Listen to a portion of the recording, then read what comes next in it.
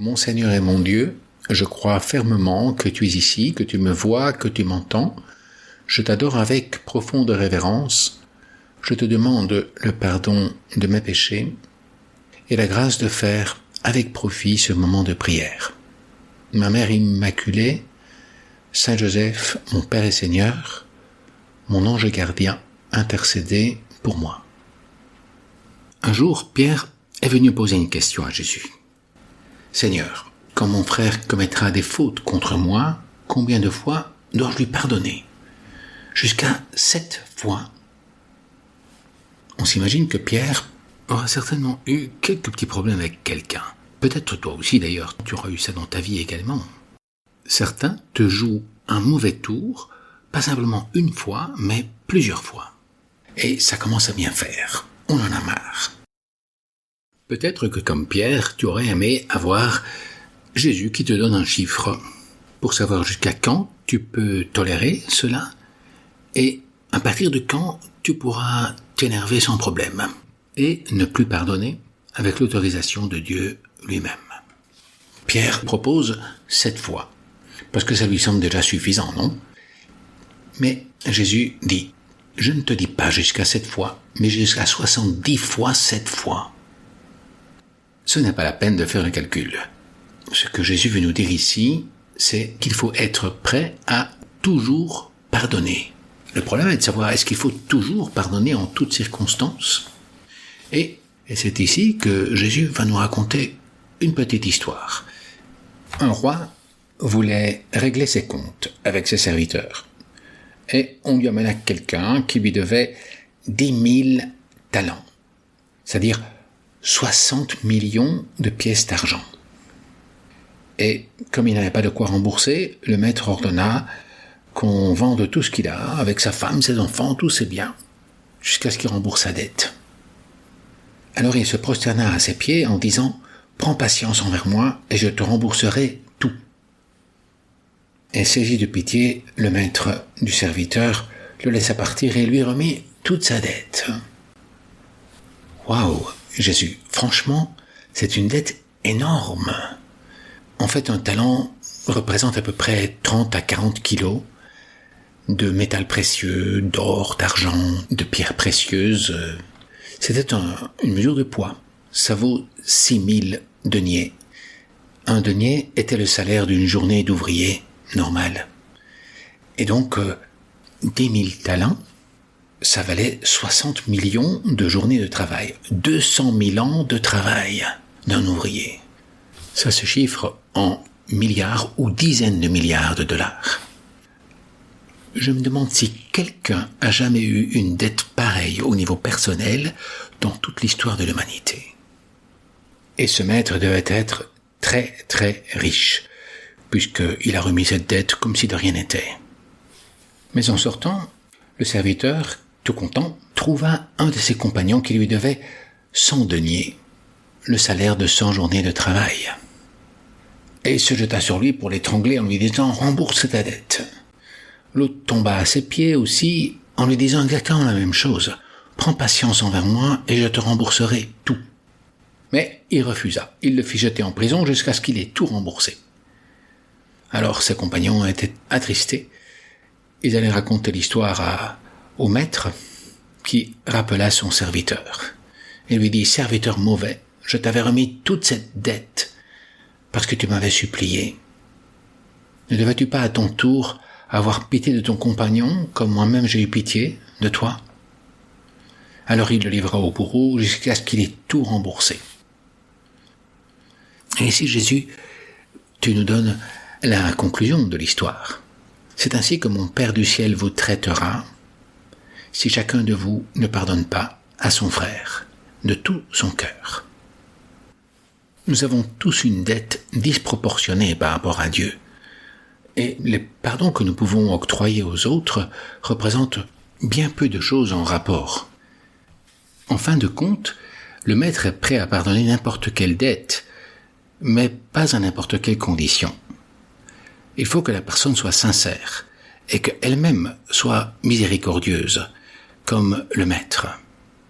En fait, le maître ne pardonnera pas à son serviteur la dette qu'il a.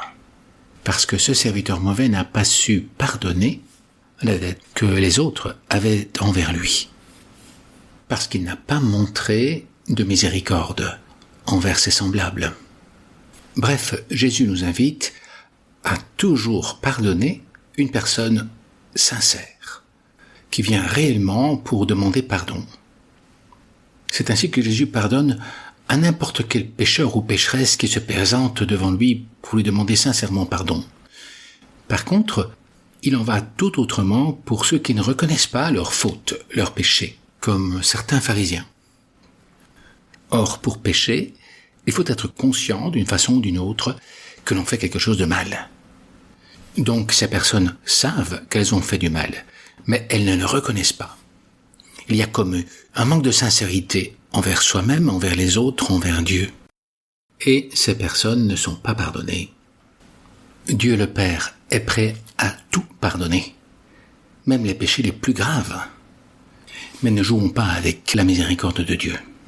Il faut être sincère et vivre la miséricorde.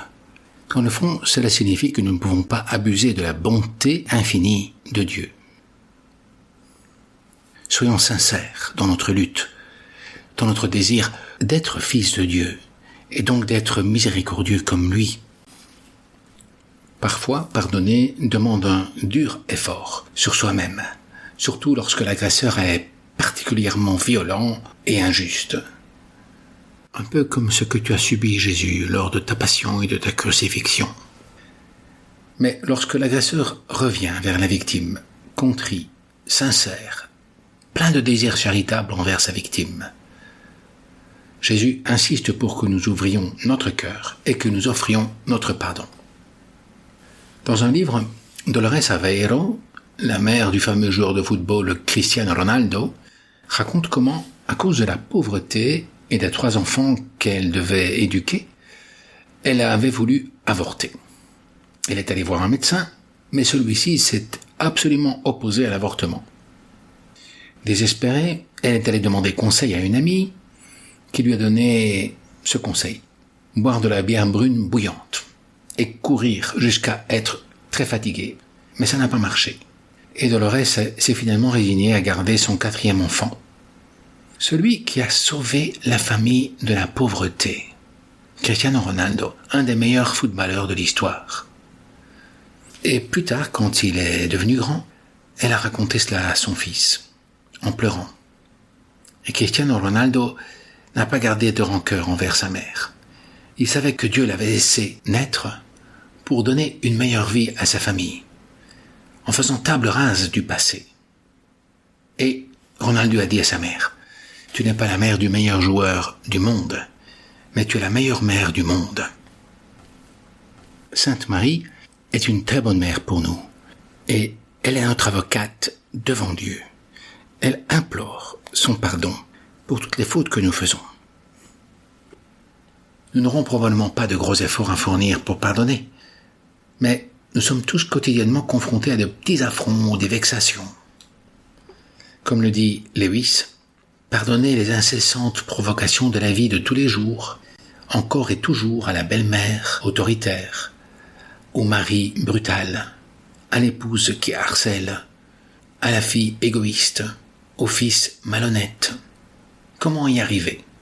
Bien, dit Lewis, en disant avec sincérité les paroles: « Pardonne-nous nos offenses comme nous pardonnons aussi à ceux qui nous ont offensés. » On trouve normal qu'un prêtre pardonne toujours à une personne bien disposée. Eh bien, ayant aussi cette attitude sacerdotale, si je puis dire, de pardonner aux autres quand ils sont bien disposés. Le Christ l'a fait, les prêtres le font. Quelle joie pourras-tu provoquer dans le cœur d'une personne qui vient humblement te demander pardon pour une offense, surtout si cette personne t'apprécie beaucoup et qu'elle cherche ton amitié, ton amour, sans aucun obstacle entre vous. Mais aussi quelle peine si tu refuses ce pardon tant désiré. Et soyons des semeurs de paix et de joie, des réconciliateurs. Encourageons par notre pardon les personnes à se dépasser, à se corriger, à devenir meilleures. Je te remercie, mon Dieu, des bonnes résolutions, des actes d'amour et des inspirations que tu m'as communiquées dans cette méditation. Je te demande de m'aider à les mettre en pratique. Ma Mère Immaculée, Saint Joseph, mon Père et Seigneur, mon ange gardien, intercédez pour moi.